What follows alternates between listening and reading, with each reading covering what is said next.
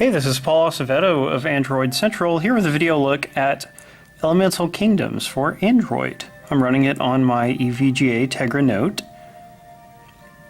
Every day when you log in, you got some rewards to claim. Alright, this is a collectible card game. So there is a campaign with like 12 distinct maps, each with several levels to play through. The campaign is one of the game's best strengths, I think. So my opponent there has just used an ability called Spring Breeze. I can tap on that to see what it does. Activates when he has more than one card in his hand. And that just gives some extra hit points. Okay, now I can play these two cards here because they both have a 0. They all have a countdown timer. And once it gets to 0, then you can play it. If you want to know more about a card's abilities, like what skills it has, you can just tap on it. So I'll bring both of these guys out, and then they can attack. Cards attack directly ahead of them. You don't pick where they attack, but it's a good simplified system. And this guy, since he has nobody in front of him, attacked my opponent directly and hurt his hit points. Cards often have special abilities that target other cards, like this guy just hit all 3 people in front of him.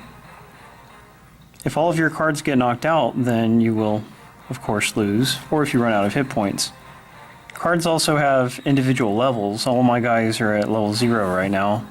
This guy's at level 3. It increases their hit points and also what abilities they have, because every card has an ability that will unlock at level 5 and level 10. Now I've just activated auto, which is a really cool feature.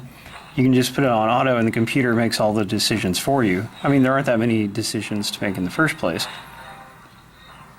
So that's cool when you want to make things go quicker or just be able to set the device down for a little bit. I've won money and experience. Also, the levels display a little story segment when you first get to them. Basically, you're trying to stop this war. This kingdom has invaded the other kingdoms, etc. It is not a gripping storyline. It's just every time you get to a place, the characters talk about why they're going to that place, and that's it. There's no real characterization, but that's alright. It's better than no story for sure. Also, every level has 3 different win conditions. The first time you beat it, you just have to win. Then, if you want to replay the level, you'll have to meet that condition. And finally, a third time, you can go for the hard condition. And if you do that, then you can get up to 3 stars in the level, and that will unlock a card and also make you earn more money from that level. Let's look at the enchanting system. You can enchant cards or craft them. Also sell them, but I would never do that. So enchanting is just leveling up a card. When you first go into the menu, it looks kind of like just a big mess of cards. I wish it was sorted in some way by default, but you can sort it on your own by card rarity, which is a pretty useful way to do it. And then either by the element, because they all have an element, or other things such as how much they cost or their hit points. And that lets you see if you have doubles, etc., because then they're all lined up. The way I do this, I start out by leveling up my higher level cards, my 5-star or 4-star guys, and then I kind of build my deck around that. So this guy is level 6 already. I'm going to put some more cards into him. And for that, I'm going to burn my doubles, my 2-star cards. So having got them sorted, I just pick a bunch. And all of these guys are going to be sacrificed in order to level up the main card. Alright, I pick them. Then I push enchant. It costs some gold to do it up here, so it can be a little bit expensive. And there, he's gained some experience, and if I give him enough experience, then he will level up and his HP and attack go up. Much of the fun of card games is playing against other people, and thankfully this does offer a good online mode. After picking a ranked match, it automatically gives you like 5 different opponents to choose from, and then you just pick one that you think you might be able to win against. So I will go against this guy and choose to fight him.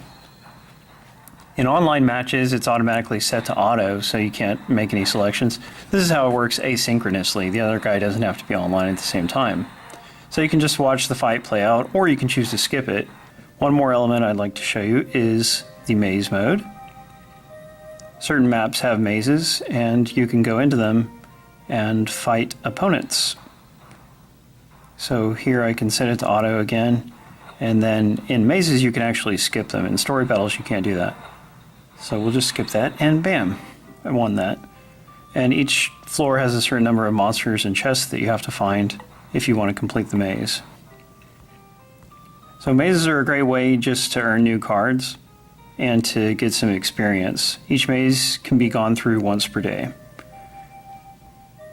It looks a little silly having your little character token move around. I'd like it better if it was like the actual character walking around.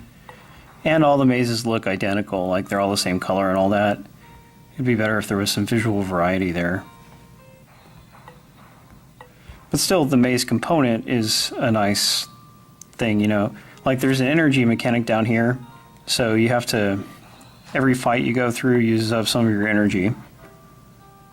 And you can buy more energy, but it costs gems, which are the premium currency. And here's the game's store. You can use gold to buy random card packs, but they will only have a certain level of rarity. Then you can also buy individual cards or packs using your gems, and those will have a higher rarity. Then you've got fire tokens, which you earn by completing in-game achievements, and those will get you even better cards, even though usually they're just 3-star cards. And sometimes there's limited time only packs like these. So basically you can have a lot of fun with this game without making any purchases. The gems are there to get you better cards or to let you buy extra energy. But if you're happy checking in with a game throughout the day, then you can do just fine with just gold, you know. The campaign does get a little too hard eventually. I've already played through this on another device, as you can't see, but by the time you get to about the 8th map, the matches just get really, really hard, and you might have to grind for days before you're able to actually get strong enough to beat a level. And so it slows the progress of the game to a halt, but up until you hit that wall, it's just a whole lot of fun. And if you have friends or join a clan, then you've got extra goals to work towards. They do lots of limited time events. There's enemies that can only be fought at certain times of day. A lot of fun stuff. So if you like collectible card games, definitely give it a try. Thanks for watching. Read the full review at androidcentral.com.